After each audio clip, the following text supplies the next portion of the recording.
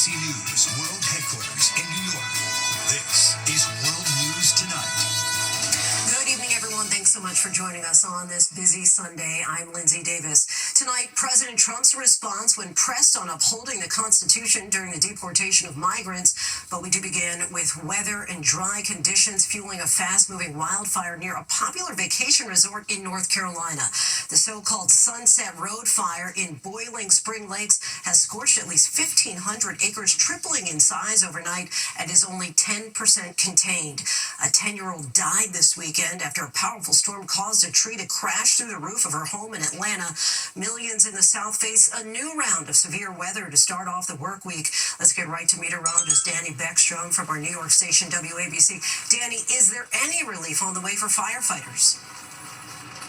There is, Lindsay, because the same system that brought the severe thunderstorms across the East Coast to start the weekend, now transitioning to a rainmaker, as you can see behind me in New York City, and that will benefit the drought areas that have been fueling these wildfires. This system is slow to clear out with off and on rain and scattered thunderstorms across the Northeast tonight into the start of the work week. Then our attention turns to a new threat unfolding in parts of the plains and south. Severe storms with damaging wind and hail are possible across a large portion of Texas on Monday and Tuesday. However, our greater concern is the widespread flash flood risk on Tuesday from Texas to Alabama. The areas in red there are where numerous flash floods are expected, and impacts could be significant, and recent rain in the same area means the ground is already saturated and any additional rainfall can be that much more dangerous. Lindsay? All right, understood. Danny, thank you. Now to tonight's other major news. President Trump is facing tough questions over upholding the U.S. Constitution. The president is defending his immigration crackdown, but deferred to his attorneys when asked about due process during deportations. Here's ABC's senior White House correspondent Selena Wang.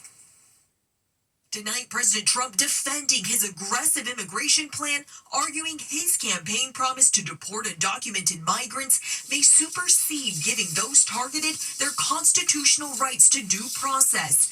Asked whether he as president needed to uphold the Constitution, Trump said he wasn't sure, deferring to his lawyers. I don't know. Well, the Fifth Amendment says I don't know. It seems it might say that, but if you're talking about that, then we'd have to have 1 million or 2 million or 3 million trials. We have thousands of people that are some murderers and some drug dealers and some of the worst people on earth. Some of the worst, most dangerous people on earth. And I was elected to get them the hell out of here, and the courts are holding me from doing it. But even given those numbers that you're talking about, don't you need to uphold the Constitution of the United States as president? I don't know. I have to respond by saying again, I have brilliant lawyers that work for me, and they are going to obviously follow what the Supreme Court said. What you said is not what I heard the Supreme Court said. They have a different interpretation. Trump's immigration crackdown facing escalating legal challenges. The Fifth Amendment guarantees that the federal government cannot deprive a person of life, liberty, or property without due process of law. Trump's use of a centuries-old wartime law to deport undocumented migrants with little or no due process under scrutiny after the administration deported at least one migrant by mistake. Kilmar Abrego Garcia, a construction worker living in Maryland who fled El Salvador when he was 16, sent to the country's notorious Setcop prison due to an administrative error. The Supreme Court making it clear the Trump administration must give deportees their right to due process and ordering them to facilitate Abrego Garcia's return. Trump previously told ABC News he has the power to do so, but now says it's actually up to the government of El Salvador. The decision as to whether or not he should come back will be the head of El Salvador. He's a very capable man. And Lindsay, President Trump has often floated the idea of running for a third term, even though it's prohibited under the Constitution. But in this latest interview, President Trump throwing cold water on that idea, mentioning his Vice President J.D. Vance and his Secretary of State Marco Rubio as possible successors. Lindsay? Selena Wang from the White House tonight. Thank you. Next, a major rescue after a Lamborghini yacht began to sink off the coast of Miami Beach. A fun day in the sun during Formula One weekend quickly turned chaotic after the nearly $5 million vessel started to take on water. What we're learning tonight. Here's ABC's Alex Perchet. Could you imagine? Dude, no way. Florida officials are investigating how this multi-million-dollar luxury yacht ended up sinking off the Miami coast. And tonight, new video circulating of the daring rescue after dozens were stranded aboard the 63-foot-long Lamborghini boat when it started taking on water. Any municipalities with boats in the water that can take us as soon as Miami Beach at 22 Star Island Drive. Individuals on a Lamborghini vessel that's taking water. A passenger tells ABC News it started out as a Saturday full of fun in the water, as Miami is flooded with onlookers for this weekend's big Formula One race. Henry Eisenstein was on a boat nearby witnessing the chaos. I've never seen anything like this. Thank God everyone was okay. All 32 people on board rescued and no injuries reported. Lindsay, tonight, crews are working to recover that vessel, and there are questions about how it began taking on water and also the number of people on board. Lindsay? Tragedy averted there, Alex. Thank you. Overseas now to an alleged bomb plot at a Lady Gaga concert in Brazil. More than 2 million people gathered for the free show at Copacabana Beach.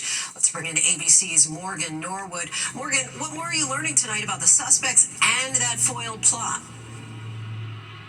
Lindsay, as you just pointed out, more than 2 million people gathering at Copacabana Beach for Lady Gaga's show, and police thwarting that alleged bomb plot just in time. Brazilian authorities say a man and a teen are in custody tonight, a part of what federal police dubbed Operation Fake Monster. This highly produced video showing the moment that police say those two men were taken into custody just hours before that show, that record-breaking show went on. Officials claiming the two were part of an online hate group encouraging violence and attempting to recruit other teens, both allegedly planning to use Molotov cocktails at that show. That concert did go on without incident, but tonight, Lady Gaga thanking fans and her team saying they were unaware of the incident until after the show. Lindsay? Morgan, thank you. Now to a Houthi missile strike from Yemen targeting a busy airport in Israel. Israeli Prime Minister Benjamin Netanyahu is now vowing to retaliate against the Houthis and their, quote, Iranian terror masters. Israel is also trying to determine why attempts to intercept the missile failed. Here's ABC's Marcus Moore with the new details coming in tonight. This is the moment a missile fired from Yemen penetrated Israel's highly sophisticated Iron Dome air defense system, striking the area near Tel Aviv's main airport. In videos circulating online, debris and thick smoke is seen rising into the air. While inside the terminal, passengers taking cover. Israel now saying a technical issue caused multiple attempts to intercept the missile to fail. 8 people were injured, and tonight, the Houthis claiming responsibility, saying they used a hypersonic missile that traveled some 1,200 miles. We will not tolerate it. We will take very strong action against them. United Airlines, Delta, and other carriers canceling flights to and from Israel, leaving passengers scrambling. I'm supposed to go back to Paris today, and Air France canceled their flight. And I'm afraid it's going to be very difficult today to go back to France. The strike came hours after Israel called up thousands of reservists for a renewed offensive in Gaza, where the death toll in the last 24 hours has reached 52,535 people after the Gaza Health Ministry says 40 people were killed and 125 injured. Lindsay, in response to Israel's planned expansion of operations in Gaza, Yemen's armed forces has said that it will impose an air blockade over Israel, targeting its airports and urging international airlines to cancel their flights to Israel to protect their aircraft and their passengers. Lindsay. Lots of fallout there, Marcus. Thank you. Back here in the U.S., we're learning new details tonight about that small plane crash into a neighborhood outside Los Angeles. The pilot of the home-built kit airplane, 1 passenger and a dog all died. 2 homes were also damaged, but no one on the ground was injured. More now from ABC's Melissa Adon. Tonight, the FAA and NTSB investigating after a single-engine aircraft crashed into the Southern California neighborhood, killing the pilot, a passenger, and dog on board. The fiery impact caught on camera. A plume of smoke rising in Simi Valley, outside of Los Angeles. The FAA says the van's RV-10, a home-built kit airplane, was flying from Lancaster to Camarillo when it went down just before 2 p.m. Saturday. Armand Hovakamian says he was home with his wife Armine when he suddenly saw a plane falling from the sky and crashing into his backyard. We think it was a miracle that we both actually were able to leave the house unharmed. Their home, one of 2 damaged. No one on the ground was hurt. The NTSB now on scene. We will be looking at details in totality to make sure that we understand what occurred and make sure that we do what is necessary to prevent it from occurring in the future. Lindsay, the victims have yet to be identified. This as investigators still have this area closed off as they continue to comb through the wreckage. Lindsay? Melissa, thank you. Now to that deadly shooting at a family barbecue in Houston. Police say the gunfire erupted after an uninvited guest was asked to leave. One person was killed and more than a dozen others injured during a shootout. ABC's Perry Brussum has those details. Tonight, shocking video from inside a deadly shooting at a house party in Houston. The calls for help coming in just before 1 in the morning. We still have multiple patients that haven't received treatment and still patients that are still calling they've been shot. So they're all over the place. Police say witnesses tell them it started when an uninvited guest was asked to leave a family barbecue. He left. As he was leaving, he began shooting in the area. There was return fire from the residents as well.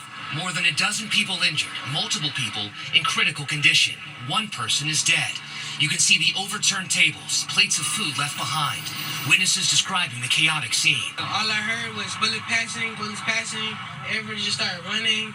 Everybody trying to get covered. Victims triaged in a nearby fast food parking lot. Investigators canvassing a massive crime scene. You can still see quite a few police vehicles lining the street. When I zoom out, you can see how widespread it is. And Lindsay, police say they detained multiple people that may or may not be the suspect. No arrests have been announced. Lindsay?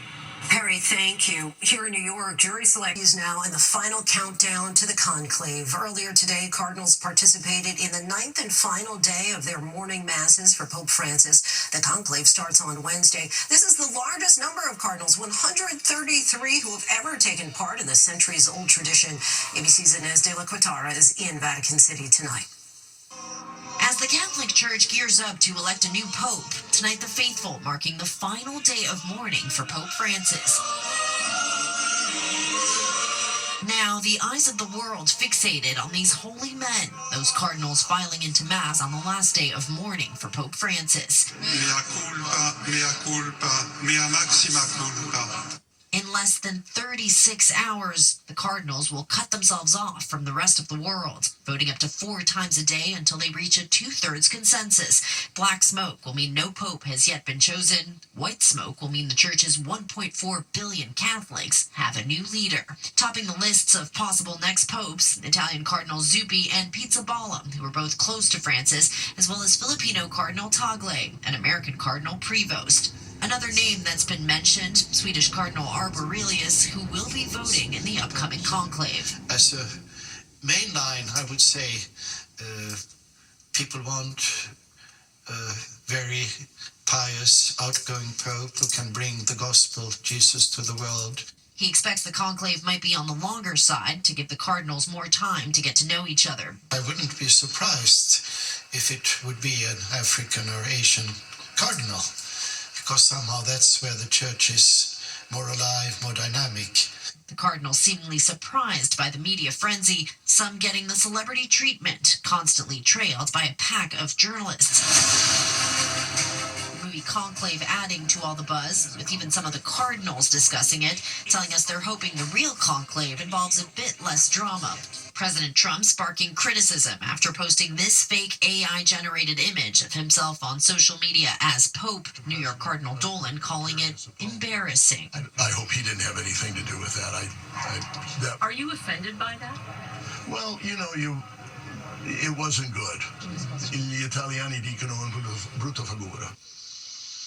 Lindsay, up until the very end, Pope Francis was calling for peace in Gaza, and that legacy continues. We're now learning he's arranged for his Pope Mobile to be transformed into a health clinic for the children of Gaza.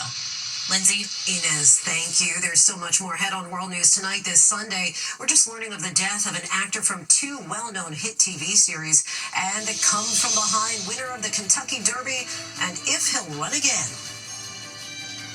Tonight, tributes are pouring in for character actor Charlie Scalise, who had memorable roles in 2 iconic HBO series, The Wire and The Sopranos. Scalise played Tony Soprano's high school football coach in the dream sequence in season 2 and Horseface in The Wire. Scalise was 84. When we come back, the latest on the future of the winner of this year's Kentucky Derby.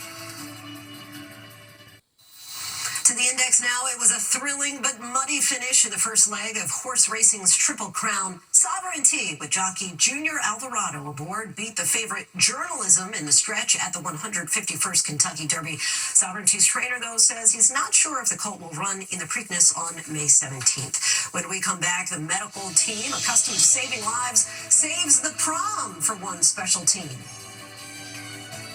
Finally, the medical team saves the day. Ella Walker loves to play soccer. The 18-year-old was looking forward to all the excitement that spring of senior year brings, especially going to prom, when she had an accident on a trampoline. She immediately underwent back surgery to repair her injured spine with rods and screws. The surgery was a success. Recovery requires wearing a back brace 24/7. Her dreams of senior prom were dashed. Everyone wants to look the most beautiful that they can.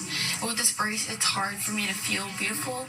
But her care team at Memorial Hermann Hospital understood the assignment. You ready to go prom? And brought the prom to her. Decorating a space in the hospital in the same Roaring '20s theme as the actual school prom. An ICU nurse helped her with her hair, and doctors gave her permission to briefly take off the back brace, don her prom dress, and take photos with friends.